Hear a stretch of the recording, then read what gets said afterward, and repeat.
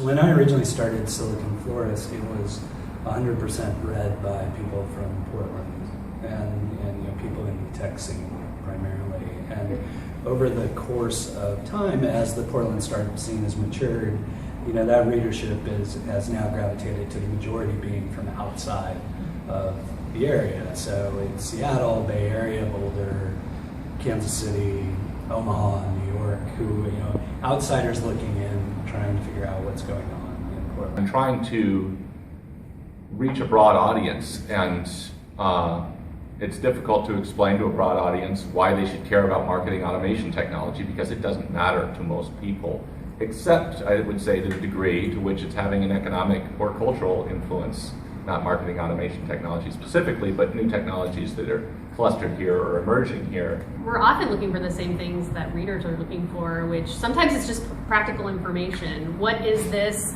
Do I need it? Will it make my life simpler? How much does it cost? Where can I get it?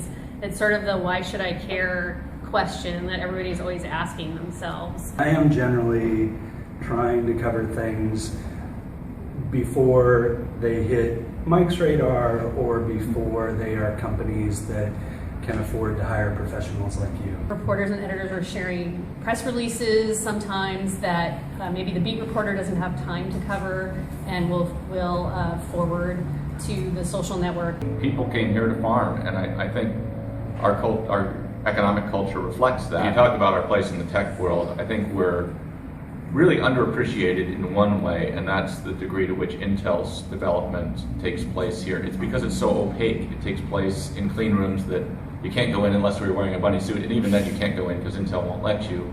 They don't want anyone to know the tools they're using, but they're investing, $6 billion worth of B on, it's probably more than that, but they haven't said that, on their new D1X fab in Hillsboro. That's a huge amount of money. They've got something like 2,400 PhDs in Hillsboro working on stuff. It's a little research university. They're doing only one kind of work, and it really only applicable to one company. But I think that's a story that can't be told often enough. Portland is well on its way to becoming the regional office capital of the world. I don't know that we're ever going to be a city that's going to be a headquarter town. I realize that's what a lot of economic development metrics are based on.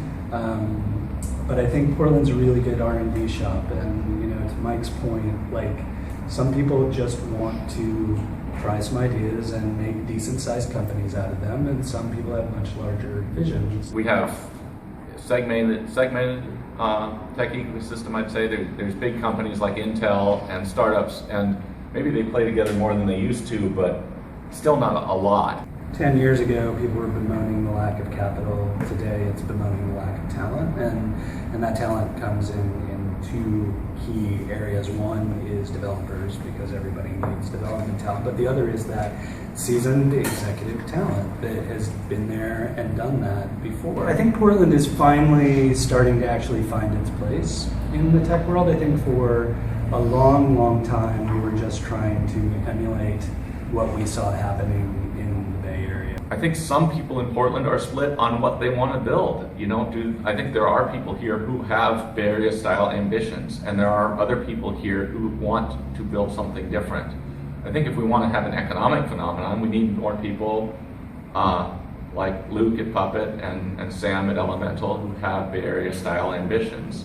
I think there are others who are very happy to build a small, culturally significant tech company, and that actually may be better suited for Portland in a number of ways. I mean, people live here for a reason. I think a lot of big tech companies are recognizing that Portland has a lot of tech-savvy people who are really eager to try new things. Well, and I think we also have the benefit of